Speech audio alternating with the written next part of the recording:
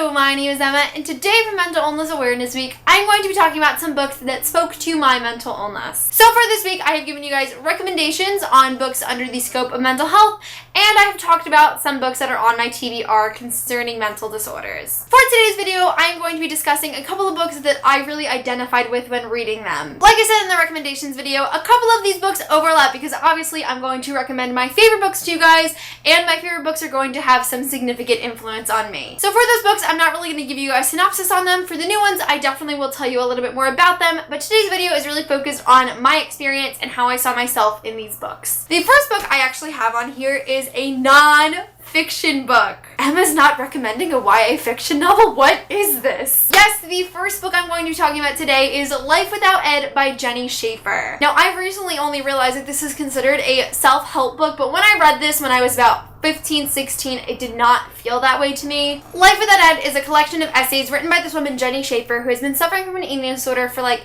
20 years, I think, was when she wrote this book. So right off the bat, if you have any qualms about going into reading a book about mental illness and you're afraid it's not accurate or the author didn't do their research, you won't have any of those problems with this book. This book is raw, it is real, it is straight from the mouth of a woman who has suffered from this horror herself, which I think is important enough as it is, and we definitely need more own voices mental illness novels. Basically, the reason I picked up this book was my social worker actually gave it to me a million years ago when I had first started recovery. I was not reading avidly at the time. I hadn't even read The Mortal Instruments, so you know this was a while ago. And this book became such an anchor for me. I read it about 5 times. I was an inpatient for a short period of time, and they were some of the roughest few days of my life. It helped out with what it needed to help out with, but I did not receive any talk therapy, and I didn't really gain anything out of that experience other than trauma. The only thing that kept me sane over that period of time was reading this book. I was allowed to take this book with me, and I read it over and over and over again, and it was literally like an anchor for me. There are so many things I learned through this book that I still carry with me today, and it has honestly changed my life. As this book is titled Life Without Ed, Jenni has given a name to her eating disorder, Ed. And so that personification of the disorder really helped me out. When you have an eating disorder, it's so hard to distinguish between what you're actually feeling and what your eating disorder is telling you, and I chose the name Anna for my anorexia, but having a name there and a person to talk to rather than just trying to fumble through my own thoughts was so helpful to me, and I am forever grateful for this book because of that. Another thing from this book that Jenni does is she's talking about leaving Ed and divorcing Ed and how she was in this abusive relationship with Ed, and so basically she wrote her Declaration of Independence from Ed, and that prompted me to write my Declaration of Independence from Anna. And so I had written out all the promises I was going to make for myself for recovery, and I had just written down all of my goals, and I had all of the important people in my life sign it, and I actually still have not the signatures, but I have the actual document on my computer, and that was a big step for me in recovery as well. And so I just owe so much of those early stages of recovery to this book. It was so helpful to me, and if you're somebody who is either looking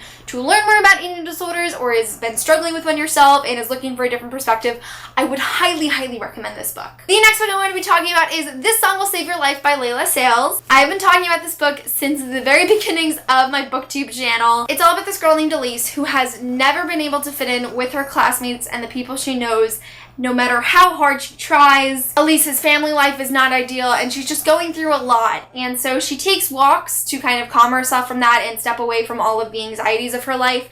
And she finds this underground nightclub, and from there she meets friends for the first time, and she finds something that she's really passionate about. And it's just one of those really fantastic coming of age and becoming yourself stories. What I love about this book is, first of all, I don't think it's marketed as a mental illness novel. That's not why I picked it up, and only after reflecting on it for so long have I realized how many important aspects of mental health are in this book. Firstly, I really identified with Elise. There were so many things that she talks about in the beginning of the book with trying to fit in and being uncomfortable in her own skin that was like spot on for me. And like I said, this book doesn't outright talk about mental illness, but it's very easy to see Elise's anxiety and her depression and her insecurities. But the most important thing about this book, I think, is it focuses on coping strategies, which a lot of mental illness books do not talk about, which is very, very upsetting to me. I am a coping strategy-aholic, I have so many hobbies that help me with my mental illness, and I am so thankful for that, and this book had such a role in shaping that for me. My story is just so similar to Elise's. I can't even describe it to you. My senior year of high school, when I read this book, I was in such a dark place, and I have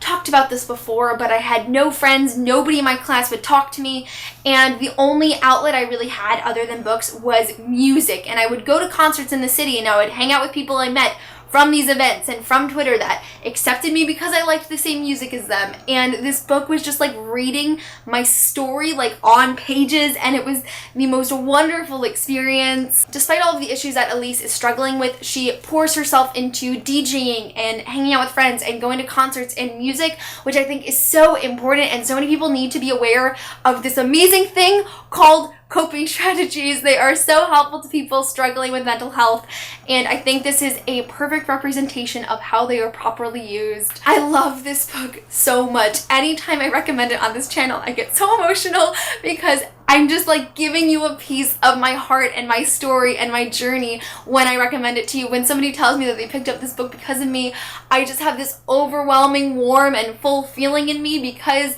it's so satisfying to know that people are possibly going to be impacted in the same way that I was. This book is just one of those books where it is the reason I am the person I am today, and I am so thankful for it. And like I said, this book is not your stereotypical mental illness novel, and everything that has to do with mental health in it is not as prominent as it is in other books, but I think it's specifically important for that reason, because not everyone knows that they're depressed or they know that they have anxiety. Sometimes they don't ever give a name to the feelings that they are feeling, and I just think no matter where you are on the spectrum of mental illness, no matter what you're dealing with or what stage you're at and how you're coping with it, I think everyone can benefit from reading this novel. The next book I'm going to be talking about is Fangirl by Rainbow Rowell. This is a book about a girl named Kath who is starting college for the first time, but she is a total introvert and has a lot of trouble with that transition from being at home, living with her twin sister, to going to a college and having a roommate and having to deal with classes, and she's really put out of her comfort zone. And of course, the overlying plot is that Kath writes fan fiction and she's really into books, specifically the Simon Snow novels. But ultimately, this book is all about Kath adjusting to college. Kath is a character I know a lot of people identify with, and I'm so thankful that a lot of us in this community can come together and relate to this one character. But anytime I see anyone say, OMG, Kath is me, I'm like, no, you don't understand. I cannot tell you how crazy it was to read this book and reflect on my first year of college. While I do live at home in she dorms, which is a totally different transition that I can't relate to,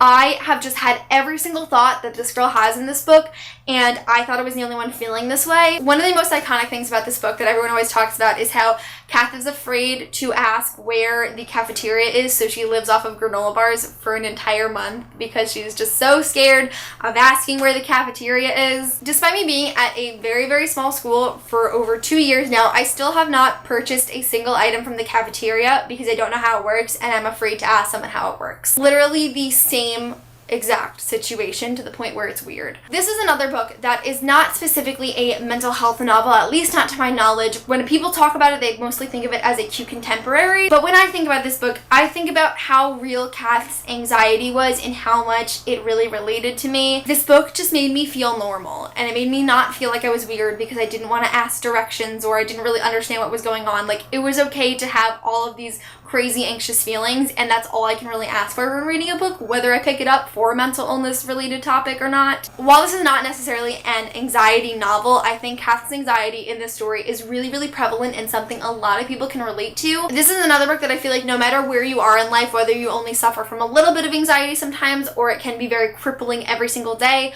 I feel like everyone can really relate to Kath in that respect. I honestly have not read another book where my anxiety was so well represented, and that's really, really important to me, and I think a lot of people can find that in this book, and that's why I wanted to talk about it. The next book I have to show you guys is Everlast Word by Tamara Ireland Stone. Talked about this book during the recommendations. It follows a girl named Samantha who suffers from purely obsessional OCD, and it's all about Samantha coming to terms with her OCD and making some new friends and kind of figuring out her way in life dealing with this disorder. Now, I have never personally suffered from OCD, but my sister had very bad OCD when she was a child. While my sister's OCD has definitely calmed down over the years, she does still suffer from the compulsion and obsessive thought aspect, just not as severely as when she was younger. But this book focuses on the purely obsessional thought. So basically, Samantha will get locked onto a significant thought, and that's all she can think about, and she's like afraid of those things coming true, but she doesn't necessarily feel compelled to go through with that action. Now, that is something that I can really identify with. Over the years, I have suffered from panic attacks, and a lot of those panic attacks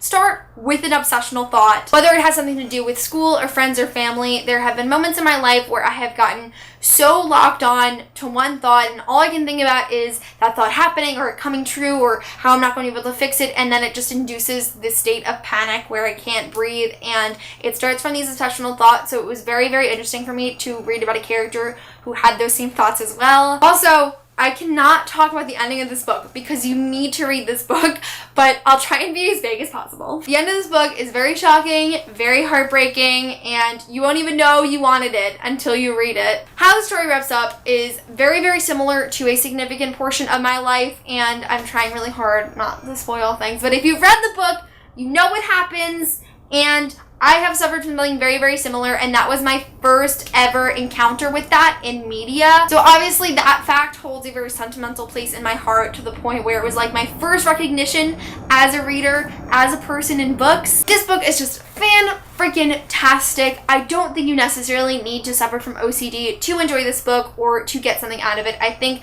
there is just so many little parts of it that so many people can relate to. So you might not have OCD, but you might suffer from obsessional thoughts sometimes, and that's something that is reflected in this book and feels really good to read about. I just love every last word. It is a book I'm going to love for the rest of my life. It is super important to me and my mental illness story, and I really hope some of you pick it up. Next book I'm going to be talking about is Paperweight by Meg Haston. Also in my recommendations video, this book focuses on a girl named Stevie who is suffering from anorexia and is forced to go into treatment. Stevie does not want to get treated. She wants to starve herself until she dies, and she's actually planning on committing suicide on the anniversary of her brother's death, which she faults herself for. Clearly, this is a very emotional book. As a recovering anorexic who has gone through recovery, this book is super important to me. The most distinctive part of this book is how many of my thoughts were put on paper. It was just so surreal to read Stevie's thoughts that were my own thoughts, and to see her do actions and things that I used to do myself. There are things in this book that I didn't realize anyone on the earth knew about other than me. I thought I was the only one who would be thinking these things or feeling these things or doing these things, and this book was a total shock to me. An example of this is one day when Stevie's going to therapy, I think it is, she starts clenching her body and releasing it and clenching and releasing it,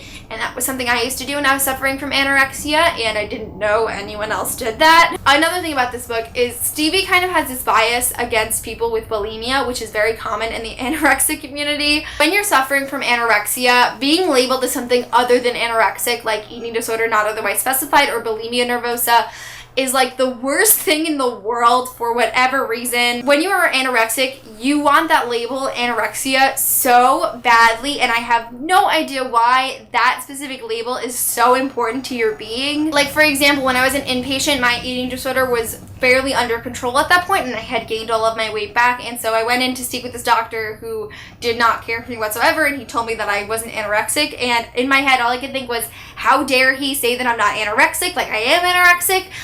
Maybe I should eat less and then he'll think I'm anorexic. All this crazy, ridiculous eating disorder thoughts, and that is reflected in this book, and I just cannot explain to you how wonderful it was to read these thoughts and know this is not just me. Other people are going through this, and if they can get through it, so will I. This book is just so raw. That is the only way I can describe it. It is so real, so unfiltered. If you're looking for a book about the ugly of anorexia, this is where you're going to find it. Nothing is censored, nothing is filtered out. Everything is as raw and intense as it is while suffering from the disorder, which I think makes it one of the most accurate books about mental illness that I've ever read. Absolutely amazing. And if you're somebody who cares for eating disorders, if you're looking to learn more about them, or if you've suffered from one yourself, I would highly recommend it. But just as a warning, I have been in recovery for 5 years now, and this this book was very triggering to me, if that says anything. So if you're somebody who is very, very triggered by like anything that has to do with eating disorders, I would stay away from this one until you are in a better mindset. I haven't been placing trigger warnings on a lot of these because I think for the most part they are more educational and expressed in a way that isn't very triggering. But the nature of this book is so real that it will just instantly transport you back to those thoughts, and I just want you guys to be cautious if that's something you're suffering from.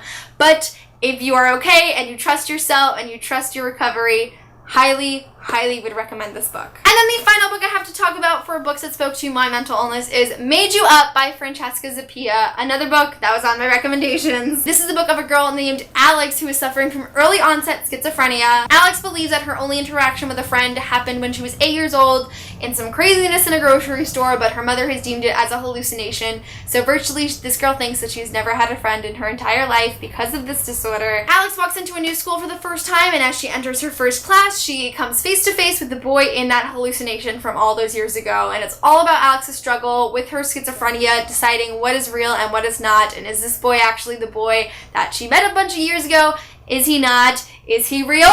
Is he not real? So many questions. As somebody who has suffered from psychosis, I can tell you that this is an extremely accurate representation of schizophrenia. My favorite thing about this book is that it focuses on visual hallucinations, which is not a thing in the media. We only hear about like auditory hallucinations and delusions and paranoia.